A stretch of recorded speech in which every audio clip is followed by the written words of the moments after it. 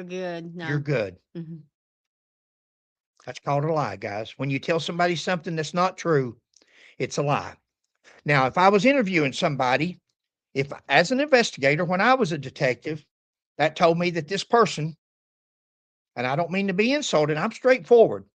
And believe me, like I said, we've been hacked, we've been everything in the world. So it's not like we're making friends. We know that.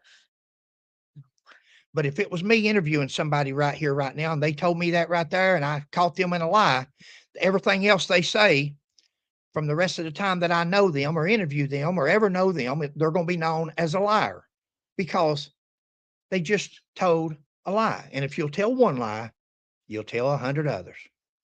It's my opinion. That's sad. Go ahead. Wow. And as you can see here, she says, well, I mean, it doesn't matter. And she'll finish talking. Yeah. She But says, that's yeah. wow. She says, well, it doesn't matter. She didn't care if they were taping or not. She just wanted to ask them, are you guys taping? And I'm so glad she did. It doesn't matter if they're taping. They can tape. Sure. You can tape most states anymore as long as you're part of the conversation on the phone, in person. You just can't tape two other people and them not knowing it if you're not in on the conversation. But if you come in there and say, hey, how you doing today? I'm doing good. Okay, good. Go ahead and talk, guys. I won't interrupt you. And you're taping. Well, you were part of that conversation at some point. So you're good. You just can't eavesdrop. There was no reason to lie. Yeah, I was gonna say, well, so why did you say no? That's because some people are so accustomed and used to it that they don't think about it when a simple question like that comes up. Can you imagine being in court under oath? This man appears in court under oath against Buford Pusser.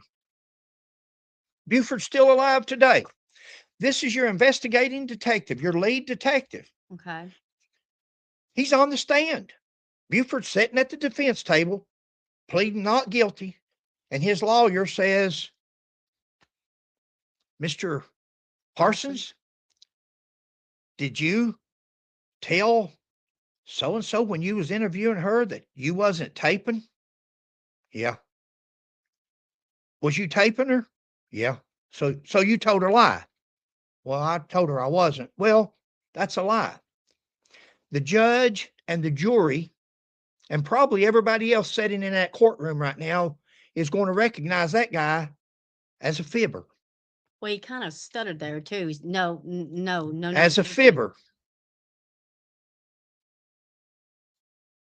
Go ahead. Wow, that's interesting. Well, I mean, it doesn't matter. I just like to know that. But yes, didn't matter, and it was really sad how everything happened. And like Mike and I talked, I was gonna, things when you walk and talk came out. I was like, I was in awe. I was going, I can't believe we had something like that. I was in my mother and Dave were like, none of that happened. And I was like, what?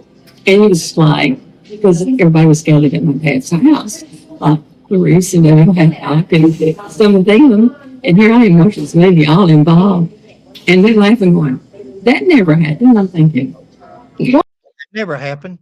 They're watching Walk and Tall. They're watching the movie. Mm-hmm. Guys, I guess it's different for people that actually knew some of these people in the movie and this didn't happen or that didn't happen. But some people forget that was a movie. That's got nothing to do with real life or nothing to do with Buford Pusser killing no proof at all in that movie that Buford killed his wife. We're 30 minutes into this interview so far. They haven't mentioned a thing about Buford Pusser, how he's connected to killing his wife. They've talked about their crazy families. They've talked about all these different things, but they haven't other cases they were involved in. Other cases that they're involved in, famous cases. Yeah. And cases where people lied, but they're all about truth and then they lie. We've not even discussed the first thing yet about 1967 and Buford Pusser, the proof that Buford Pusser killed his wife. Good point. Thank you, babe. What? Because I was young. Yeah. Very young. Me too. Yeah. Well, and I told y'all this on the phone, but just so you know, with TBI, unlike local departments, and I know some of how they do stuff in Mississippi, But, but even in Tennessee, we operate differently. We're our own independent agency. By state statute, our stuff's confidential. If somebody knows that we've talked to y'all, it's going to be because y'all tell them. We're the only person that's going to know anything about what we talked about is the district attorney, and then our higher ups. Oh, okay. Well, we've had one lie straight out. No, not taping you. That's one lie. Well, you guys think about this. You're listening to a tape that's from the Tennessee Bureau of Investigation. We're listening to a tape of this woman talking, and she's under the impression, first of all, that she's not been taped, and second of all, that nothing they talk about, they've got the highest integrity. Nothing they talk about will ever be made known public. If anybody ever hears that you even talk to us about anything, it's because you told them, not us. Everything with us is confidential. Am I right? That's what the man said. I said before, if you tell one, you'll tell 2 or 5 or 10.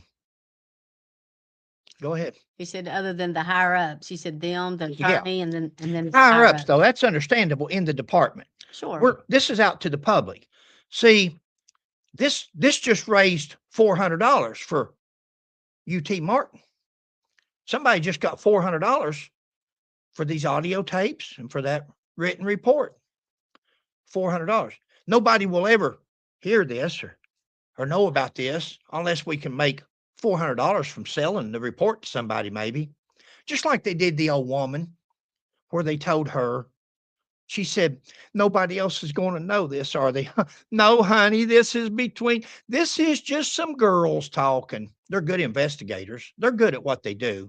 You got to give them credit. As police officers, if that's the kind of police officer you like to be, if that's what you like to be, if that's the reputation, and if it means that much to you to get a means to an end to a case, and if it just means that you have a means to an end, it doesn't matter if it's what he says, the truth.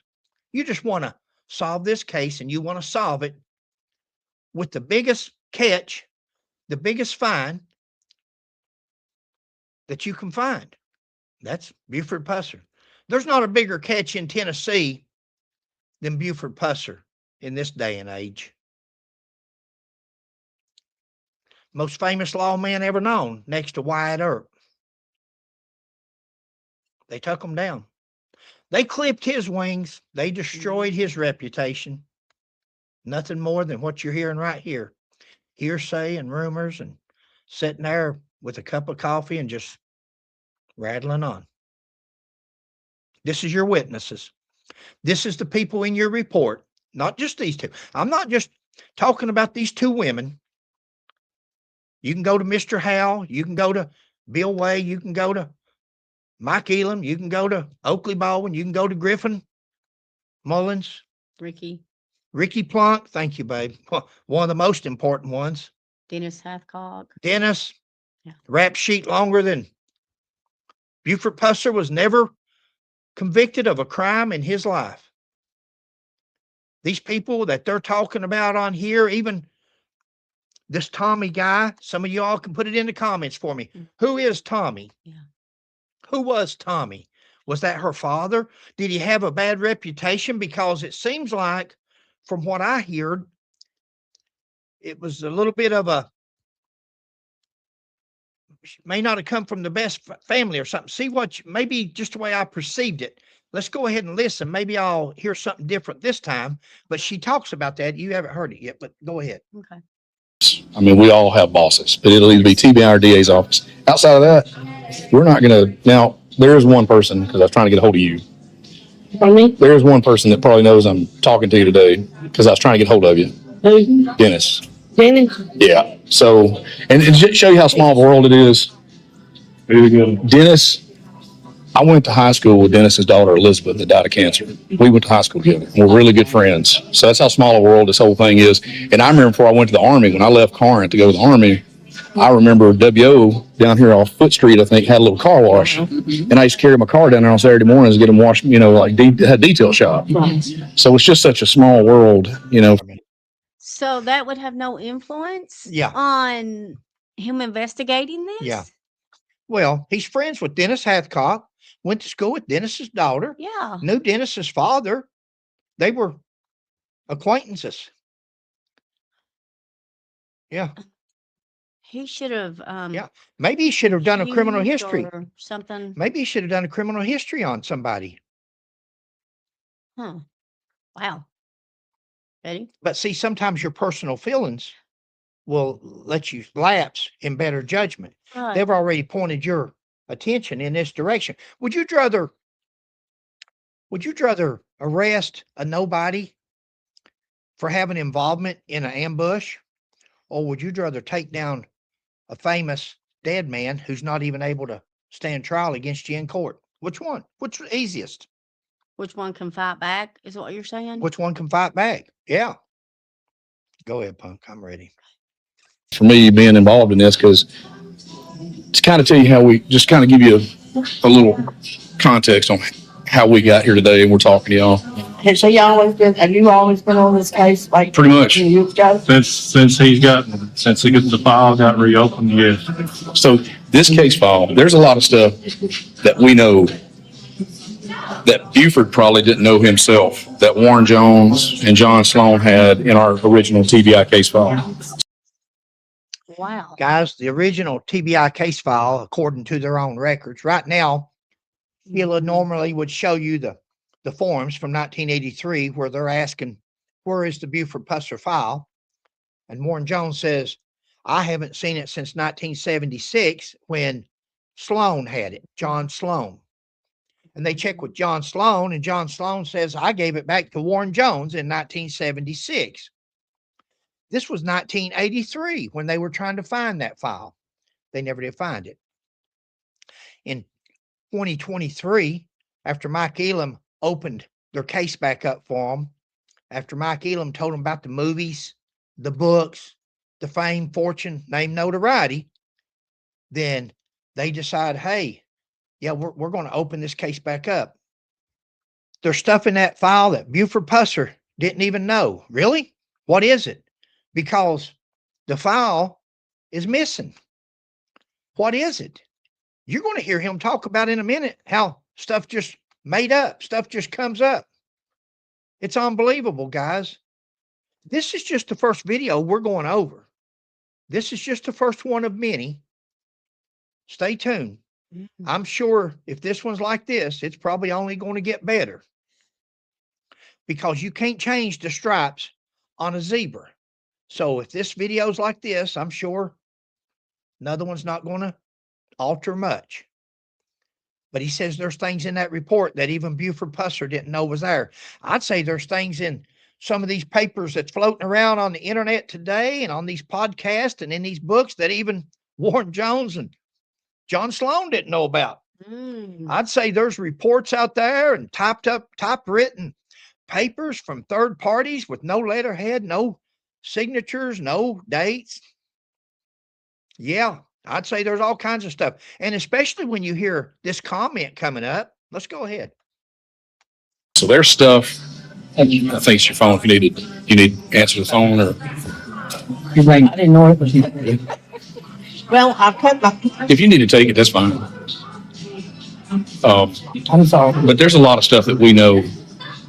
And the reason we're so secretive is because a lot of departments, local departments, sheriff's office, police departments, people aren't as tight-lipped. And if you hear something on the street, it's hard to know if it's something you put out versus if it's pure information. What?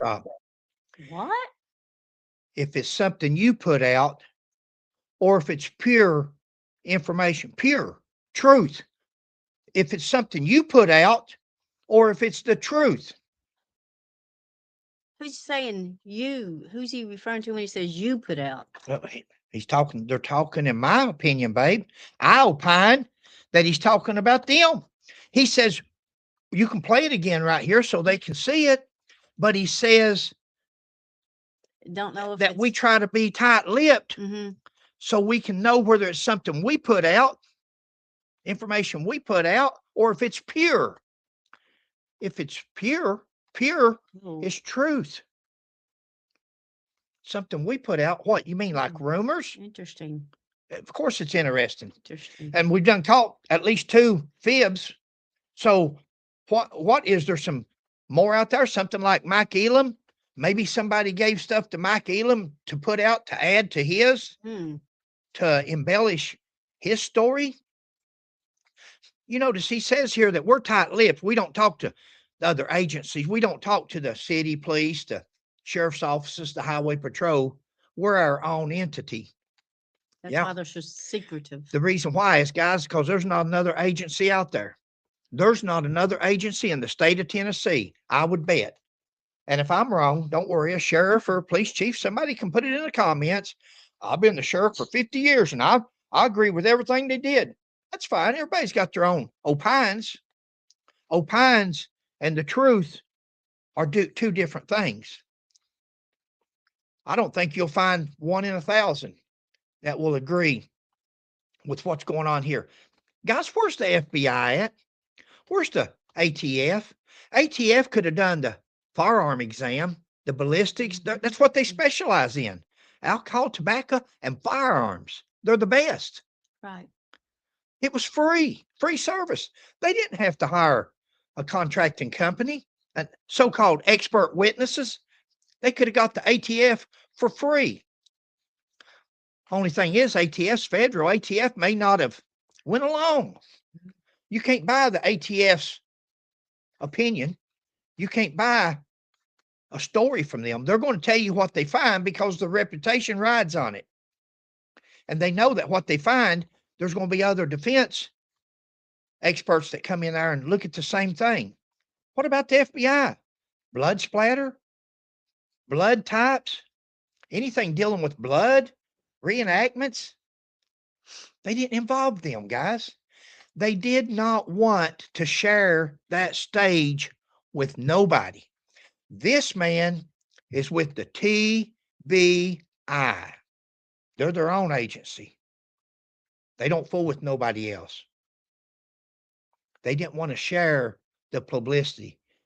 They didn't want to share that stage because the FBI had joined this case back in 1967, right, babe? You seen it. You're the one found the headlines. Yeah. FBI joins Yes. case, joins investigation. Mm-hmm. The FBI didn't solve it back in 1967.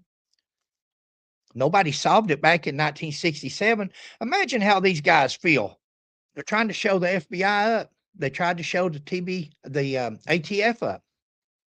They tried to. They left them out of it. They may have asked them a few questions here and there, trying to find some of the evidence they've lost. They didn't ask them to do any ballistics tests, reenactments, blood splatter, blood pattern. What on? What can they ask them to do it on? The car's gone. They've lost the blood samples. They've lost the clothing, the shells, the shell casings, the bullets, the projectiles. They've lost it. What are they going to do? Tell the FBI, join this case with us, help us solve it. We don't have nothing to test, but what we're going to try to do is just write this into history and maybe everybody will go along with it. Mm. What you got? I hear you over there. This is interesting. Sad, ain't it, babe? Yeah, it's sad. It really is. It's sad for one police officer Wow. to sit here and look at others. But I have a problem. I do that because I was under the impression from a little kid on up that police officers walked on water, that police officers were honest, that prosecutors were, wow, Perry Mason, Ironside, Madlock. These guys were just a cream of the crop. They were just pure. You talk about pure. Prosecutors back in that day was pure, not like prosecutors today with their names all over the place. Name notoriety. Let's go ahead. All right. We don't tell anybody because if we get information, we know what's in the file. And then we know if we hear something, we know it's legitimate because we didn't put it out. And we work with local departments, but we are somewhat standoffish because it's a trust factor. It's Adam believing is there It's a trust factor, guys. Now, you guys in McNairy County Sheriff's Office, Adamsville Police, Corinth, Mississippi, it's a trust factor. Now, Be sure and remember that if this detective ever comes to work with you on a case, because we've caught him in at least 3 lies on tape so far. So if you guys are as much about trust as this guy says that is about trust, I'd be leery about working a case with this fella. I don't know him from Moses. I don't know him from a hole in the ground. But he says that he doesn't work with these other departments because they're tight-lipped and it's about trust. They can't trust people. Wow. But you can trust him.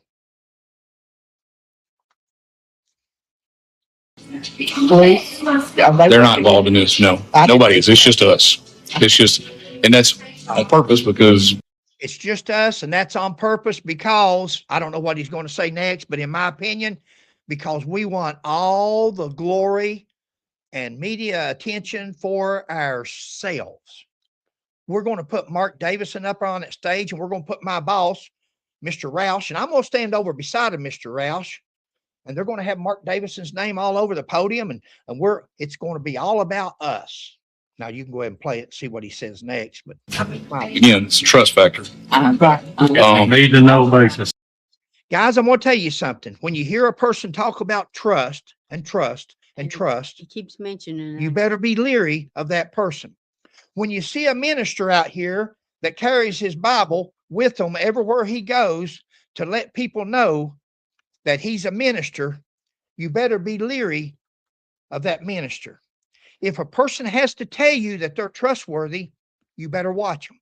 If a person has to tell you that they're a Christian, you better watch them, because you're supposed to let your light shine. You don't have to tell people how trustworthy you and your department is and then put out reports where you've lost evidence. And But the reason is all kind of coming. The TBI case file has sit in the archives at TBI headquarters for over 50 years. It's never been touched. I'm sure that prior to 1980, when TBI was under the Department never been touched in 50 years.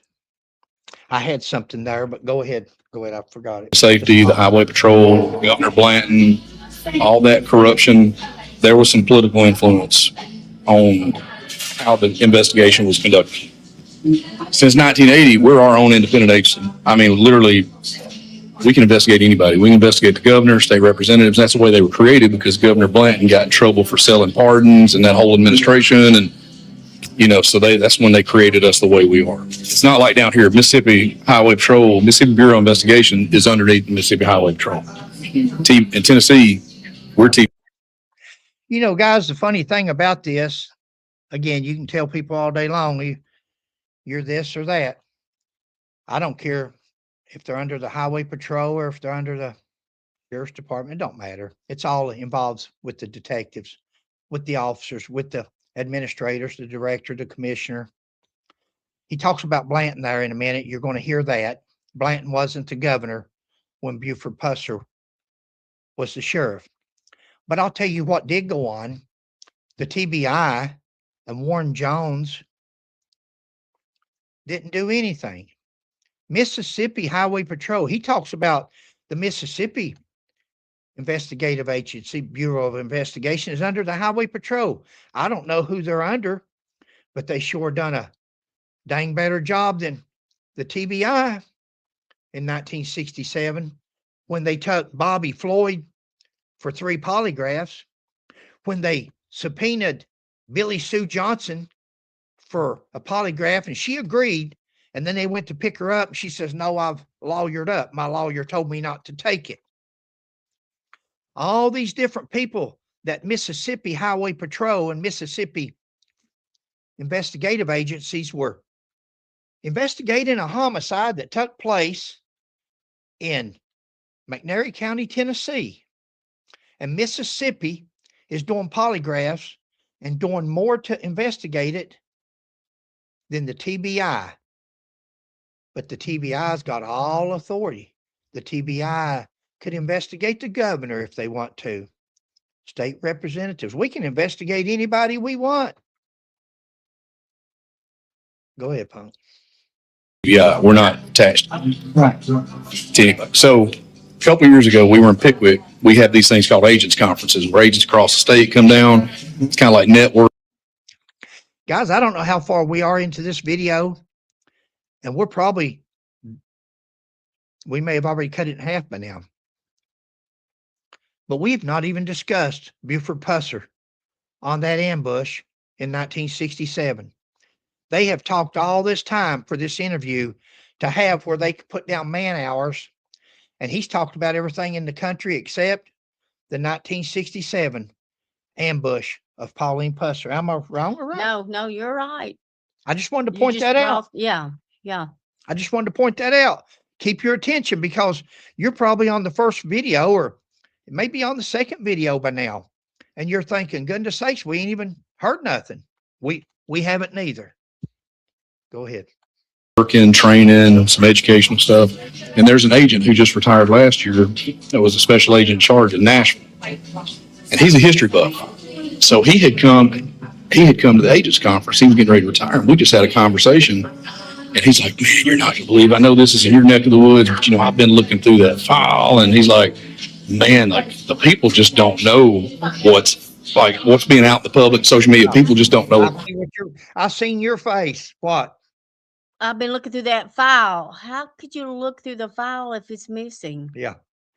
I seen your face. I missed that. My mind was, I got a phone call and I was looking at my text, but wow. This other guy, TBI guy, says that I was looking through that file and I thought there was a lot of stuff missing or whatever he said. I don't know or something. Interesting. Yeah. What file? What file is he looking at? Because 1983, the file was still missing, and 2023, in volume 1, they're still looking all over the place for the file and evidence. Go ahead. So we got talking. I'm like, his name's Joe. I said, Joe? I said, I grew up down here. I said, we're 30 minutes. Do you want to go see where this stuff happened? Yeah. So anyway, that's how it got started. It was over a conversation.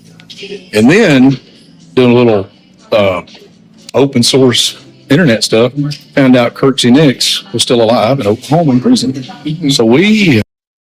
Little internet research. That's where it got started? No. It got started when Mike Elam called and started talking to him and asked him to open it and tell him about Kirksey Nix. It got started then. Over the internet, over a podcast, over a book, and over Facebook. Go ahead. Hopped on a plane and went and talked to him. So I can't go into really what was said, but I can tell you, well, I ain't gonna say, but we interviewed Kirksey Nix for about 4 or 5 hours. And I debate one of the believe that he was not involved. Kirksey Nix loves himself. Yes. He loves the notoriety he has gotten for the last 56 years of He's just a narcissist. of people putting his name in. Ugly. Now he is completely responsible for Judge Sherry and Judge Sherry's wife in Biloxi. There is no doubt about that. He's all over that. That's about all I'll say. That's about all I'll say. You talked to him 4 or 5 hours. You flew down to Oklahoma, wherever he's at. That's about all you'll say. This man very well had something to do or knows about the ambush, but you don't want to talk. Could that be? I'm just speculating because all of a sudden he's talked about everything in the country. He's talked about Joe and the academy. He's talked about this other guy that beat his wife up and everybody was scared of. Okay, I got you. But he's talked about everything, but he doesn't want to talk about Nix. When Nix is probably, along with a couple other guys, the 3 that's living today that has knowledge about what happened and who was involved, doesn't want to talk about it. But he says you won't hear it from them, but yet he's telling them he went and talked to Kirksey Nix. Earlier he told him, he said, if it gets out that you all talked to us, you'll tell it. But yet he's telling Oh God, who he's talking to. Yeah, your side. Yeah, if anybody tells you something, it'll be because you let it out, because we don't tell nobody who we talk to. Or But yet he told them who he talked to. And what he said about the judges, he just don't want to discuss nothing that was said about Buford. Why is that? Wow. Why? Well, could it be exculpatory? Go ahead. That's about all he wanted to talk about. It was one of those, like, for hours, it was like circular conversation. Like, he'd get off on that, and I'd be like, well, let's go back and talk about it. And then he'd start talking about Judge Sherry again. Like, he feels like he was framed. You mean somewhat like right now, an hour and something into an interview and basically covering nothing? You mean like something like this, like the interview that we're listening to? We're trying to find out what happened on August the 12th, 1967 with Buford Pusser and Pauline Pusser on New Hope Road. Who shot them? Who killed Pauline? We're trying to find out as much information as we can about that. We've been in an interview here for I don't know how long because our video stops and goes and stuff. So we have to, we haven't got there yet. So we know how you feel about interviewing Nix. He's guiding it into the direction that he wants us to go. He was talking about Mr. Nix, how he would get off and, like you said, and try to do something different. But they're doing the same thing as guiding them into where they want the conversation to go. They're guiding them anywhere except to Right. August the 12th.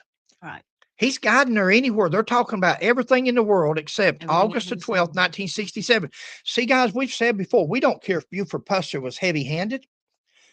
We don't care if he smacked people around. We don't care if he took payoffs. We don't believe he did, but we don't care what Buford Pusser did other than murdering Pauline Pusser. They have accused Buford Pusser of murdering Pauline, his wife. That's the only evidence we're interested in seeing. We don't want to hear no rumors, speculation, hearsay. We want to see evidence and see proof that Buford killed, because this detective said a while ago that they have this case solved. At the beginning of his interview, he told her, we've solved this case. Well, if you've solved this case, what are you doing talking to this lady who has nothing at all to offer other than a rumor, other than something she may have even made up over the last 58 years? Guys, I hope you see my point, our point, my point mostly on this when it's real negative. It's me. I mean, I just bring it out and point. What are you thinking, babe? You got something? I know you don't It's like just- to say, but No, this Um, is just interesting. Sheila doesn't, Sheila's not going to point her finger or do nothing to a point. Sheila knows though. You guys should, you okay? Yeah. You guys should be, you should realize this. If you can't watch these videos and realize that what we're showing you with proof is the truth with proof. I know it gets hard to sit there and listen to this old man, but this old man was a police officer for 40 years.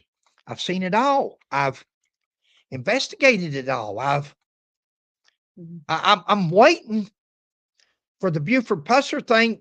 To come I've out. got other stuff to tell you. Yeah, I've got other stuff to tell you as it comes out. They're not pointing in that direction. They're not going in that direction with Buford's case. Go ahead, Punk.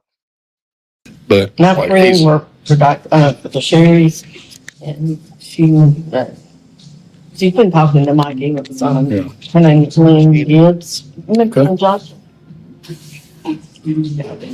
So that leads us into, so then early part of last year, 2023, we got a tip on some stuff that we were assisted by some people that we got some information. And then when we got that piece of information, we looked into the file and we know the stuff that's in the file that nobody else knows because it's never been released.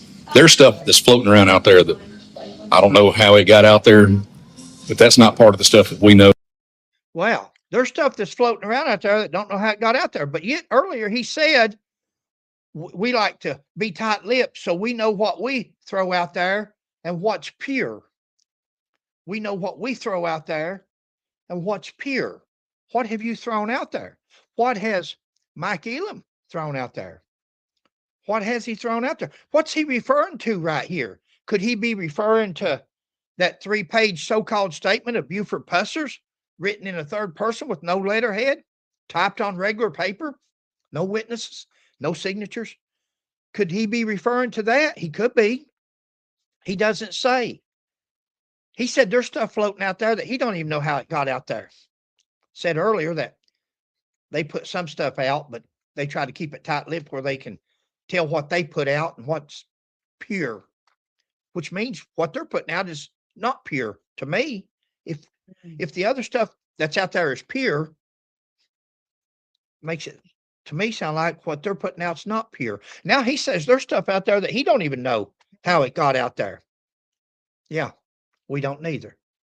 Especially since the file's been lost, especially since there's no letterhead or witnesses or signatures. Did somebody just type that up?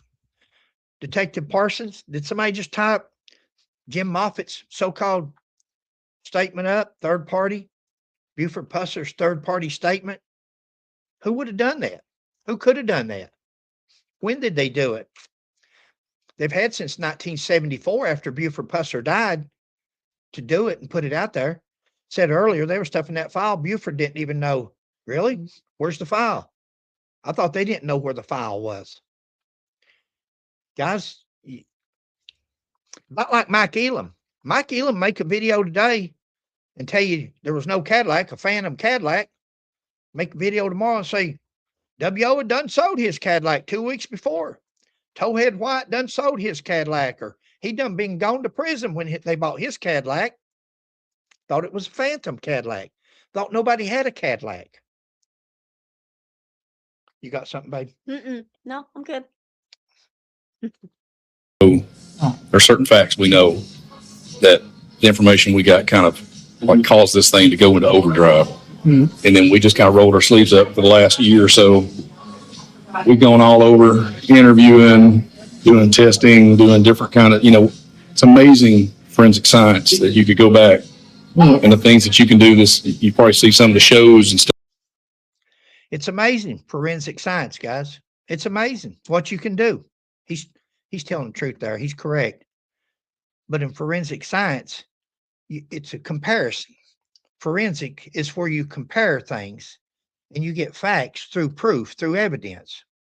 So if you want to compare this gun with those empty casings that was found at the ambush site, then you take those empty casings and you shoot some control bullets, some control rounds. And when he ejects the round out, you take that casing and you look at this casing and you compare the two. You compare the firing pins, the ejection marks, different things that I'm not a ballistics expert, but multiple things they could look at. He's right. Forensic is incredible now compared to what it was in 1967. Now, if you took those empty shell casings from 1967, I thought that come apart.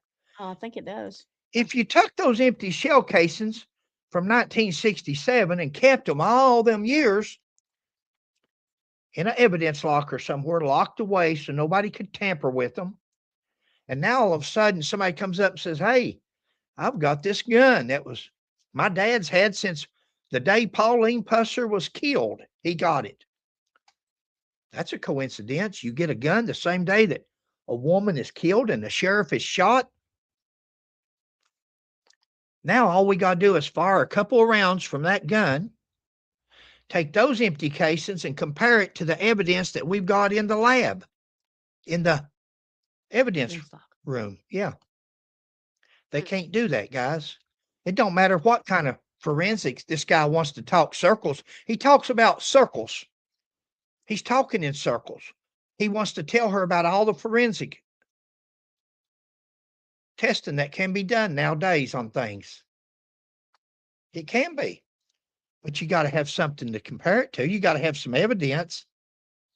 Go ahead, Sheila, let it play. Let's see if he admits. Let's see if he says we don't have no evidence because we've lost it all. Let's see if he says that.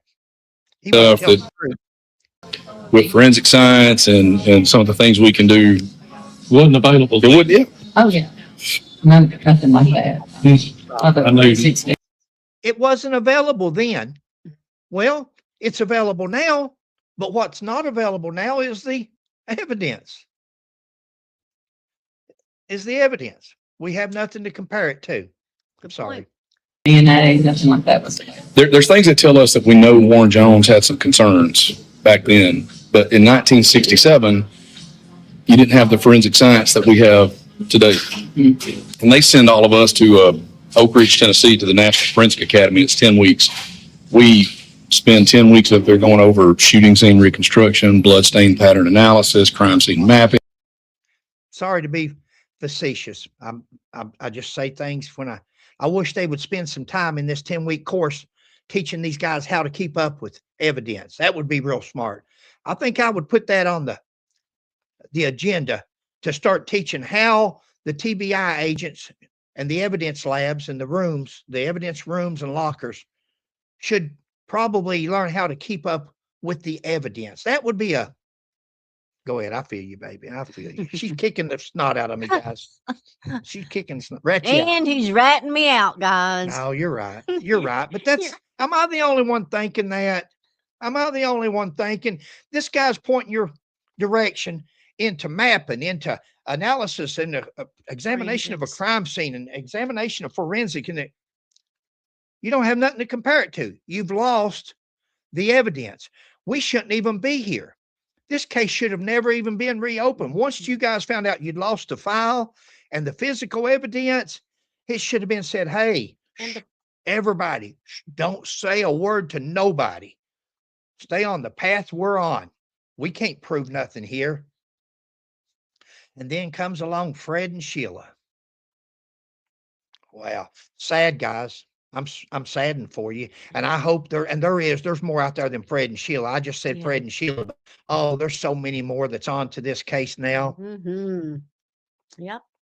I mean, it's 10 weeks of this in-depth kind of forensic training. So clearly when you're looking at this stuff and you're like, he's concerned. I know why he's concerned. Right. It's right there. And it was there the whole time. They just did not know in 1967. They just didn't know what they didn't know. Right. And I'll leave it at that. So they didn't know what they didn't know, guys. They didn't know what they didn't know, but we know it now.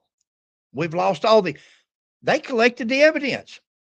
Poor old Warren Jones. I'm down on Warren Jones a lot because I think he was just jealous. He was jealous because they made this movie and different things on Buford, and TBI didn't get no attention from it. And he had they didn't know what they didn't know. I'll tell you what they knew, Mr. Parsons. They knew how to collect and keep up with evidence for as long as they had it. They did know how to collect evidence to compare something to when forensics would have improved. Go ahead, baby. They get my point. As we go forward, your names have come up, and I know your families, because growing up down here, I know, the families, and it was brought to my attention. There's probably their reputations. You know their families. Do you know the reputations of the families of everybody you're interviewing? Did you guys do criminal histories on everybody that you're interviewing, taking them at their word for everything that they say? Is there nobody with criminal history rap sheets there? Wouldn't that be something to look at? Go ahead. You probably need to talk to them at some point. And one of the things that I want to talk, I've done my research, and if y'all could tell me that, number one, if this conversation happened, listen, or there's credibility to it, or what y'all have been told either by your parents or kinfolk, is that your mom, Shirley, I think we're at the 45 Grill, or they were at a club somewhere. Old Hickory. Grill. Yeah. Somewhere in close proximity to the time that Pauline was murdered. And there was this conversation that was witnessed between Buford and Pauline where she's going to go and tell FBI or Will Terry Abernathy. He's asking her. Go ahead, babe. You got something to say? No. He's asking her for her statement. He's wanting to ask her what she knows about this. He's telling her the story. He's telling her exactly what she's going to tell him back. You go to interview a witness, you go to interview somebody, and you tell them what you want them to tell you back, or do you say, what do you know about Buford and Pauline's relationship? What do you know about? Have you ever heard anybody say anything about Pauline and Buford? Have you? We're here to meet with you today because you've mentioned something to Mike Elam, or Mike Elam has mentioned something to you, or Dennis Hathcock, and we just come to see what you had to tell us. And then let her talk. Listen, guys, he's not done. He goes on, and he tells her exactly what Mike Elam has told him, that him and this lady have discussed about rumors and hearsay.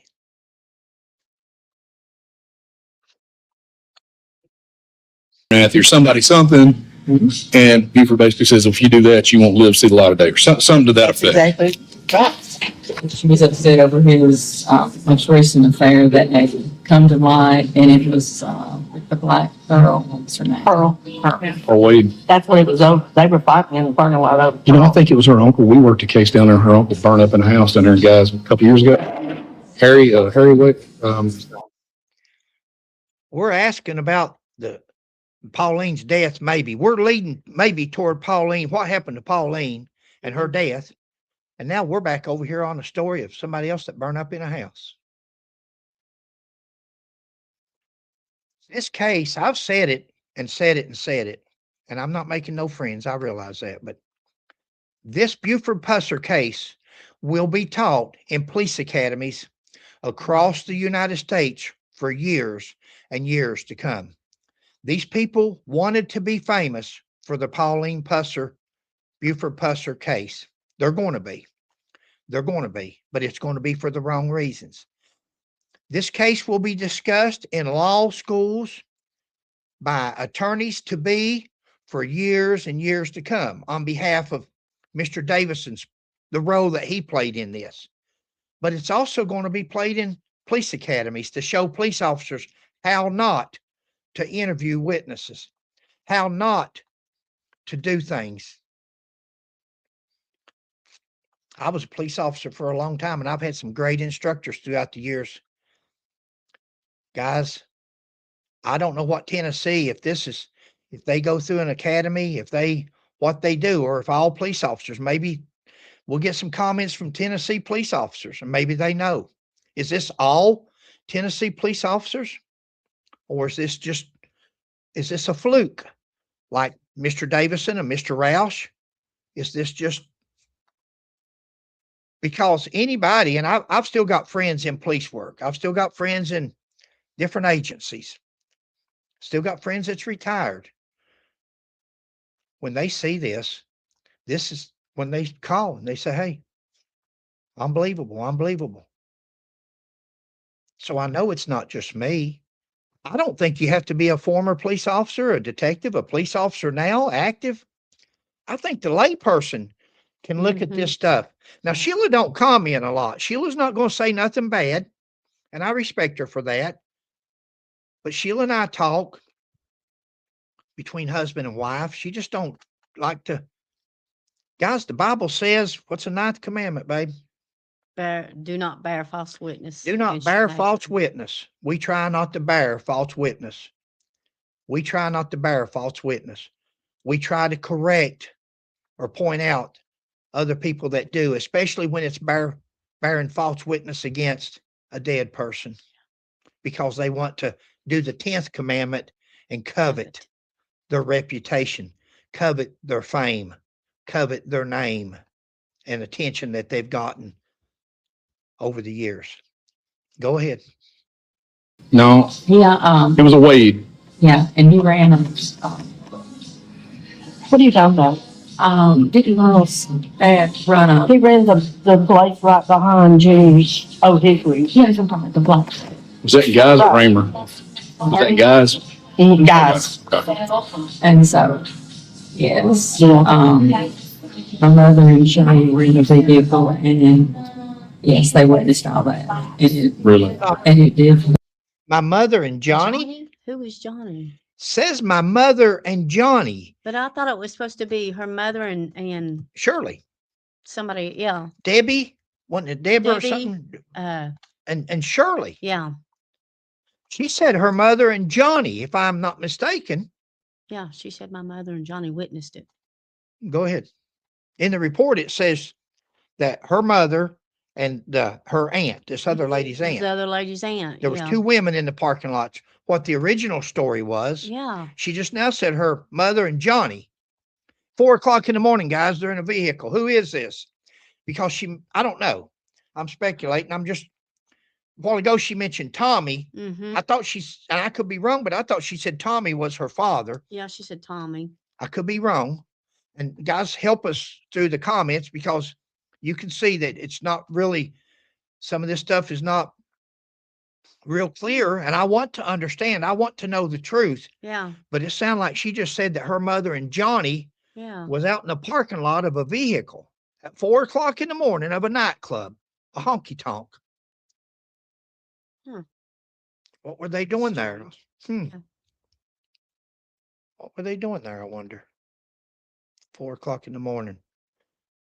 Honky tonk. I got you. I feel you, babe. I'm asking. I don't know. Okay. I don't know what they're doing. I'm just asking.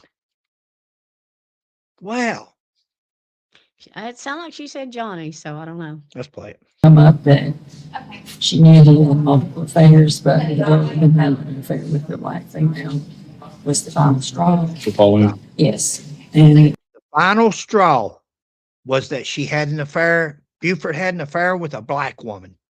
The final straw. It wasn't that she had an affair or he had an affair, because he was having an affair with a black woman. Wow. then she was going to tell things that she knew, and I think had basically taken money from other businesses. They say, you want to phrase that, for them to be able to still be able to operate. oh You yeah, have to, Isn't it funny that Shirley and Junior, what's their names, baby? Shirley and Junior Smith wasn't Smith. Thank you. I was going to say Young. it? Oh, Smith. Shirley and Junior Smith gave that interview to Eddie Bonds Eddie, and did nothing but praise Buford Pusser. Said he liked to have his rules, how like to be closed by 12 o'clock, like to do this, like to do that. But they never said a word about Buford Pusser taking a payoff or them paying Buford to let them negative. stay. Huh? Nothing negative. Nothing. But 58 years later, we hear where she talks about payoffs. He's taking payoffs. He's fooling with a black woman and he's taking payoffs. pay him first. yes. Yeah. And, yes. And he She says, made that statement that she pay him would do. first. Mm-hmm. He says, got to pay him first. Be able to do that. Yeah. Do you remember, did your mom remember, when they told you that, did they tell you how close it was until the time?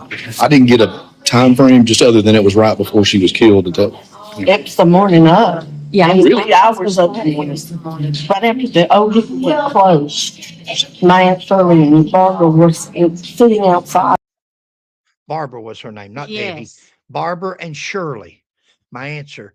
And Barbara was sitting, my aunt, and Barbara was sitting outside, 4 o'clock in the morning.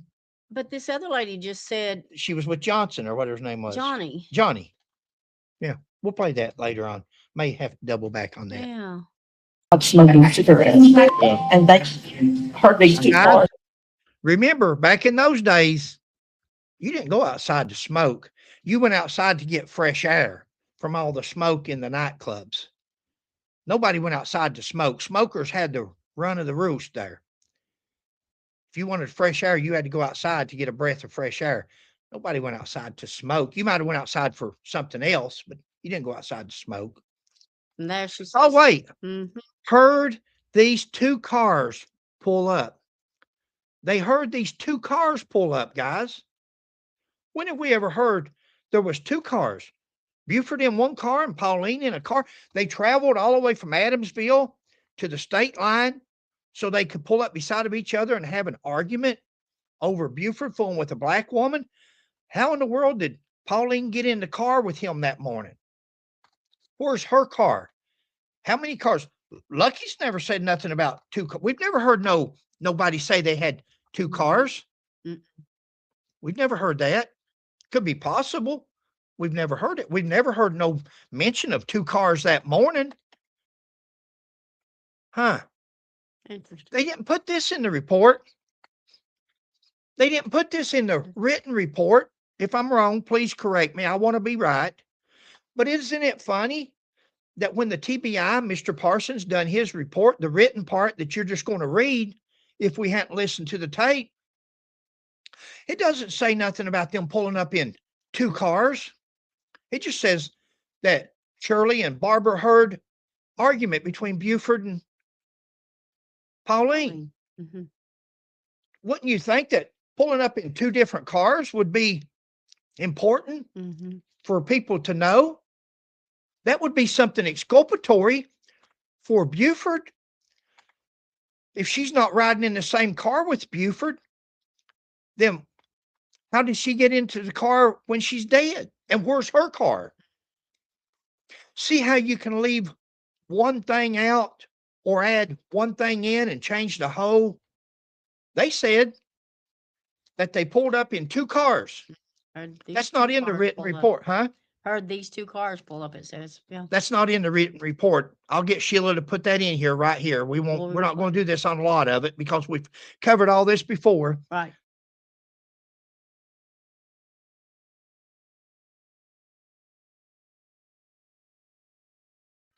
Hey guys, truth with proof. That's what it's all about.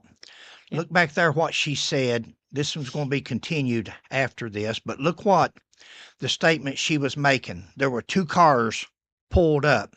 Mm-hmm. Now go look at the written report that Mr. Parsons, Detective Parsons done. Look at what Sheila has circled there. A car pulled up. Not 2 cars.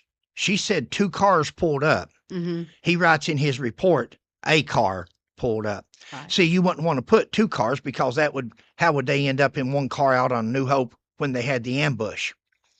First of all, they were not there. They were not at the Old Hickory that morning. They were not having an argument. All this is made up. All of this is falsified. All this is pure speculation, rumor, and hearsay, if that. Guys, this is what you call in police work falsifying an official report. I'm sorry, there's no other way to put it, or at least in my opinion. This is where I would charge somebody with falsifying an official police report when you have something that is so blatant, where the witness that you're interviewing says 2 cars pulled up, and then you write in your report, a car. A singular car. I'm not going to harp on it. I'm not going to beat a dead horse. You see my point, babe? Oh, yeah, that's 2 different meanings there. 2 cars and a car, meaning 1. And this is truth with proof. There's the tape statement that is in the report, the TBI's report, that Mr. Parsons was taping, that he says he wasn't taping. He told her he wasn't taping. I'm glad he did, because it sure gives us a indicator as to what kind of person, an investigator, this fella is. Look at your statement. Look at what she says. Look at what Mr. Parsons wrote in his report. And if you guys can't see the narrative that we're headed towards, then you probably shouldn't be driving. Guys, this video is going to be continued for part 3. Stay tuned. It gets even worse or better, however how you want to look at it. Yeah. It's sad either way. It is. All I can say is, oh, my Lanta. It is, ain't it, babe? Yeah. Yeah. Whew. All right. Thank you. Thanks, guys. All right, guys. Hope you're doing well. Sorry it's so long, but like you said, it'll be in 4 or 5 videos, so just keep watch for them. Thanks for watching. Please like, subscribe, and share, and we'll catch you on the next one. Bye.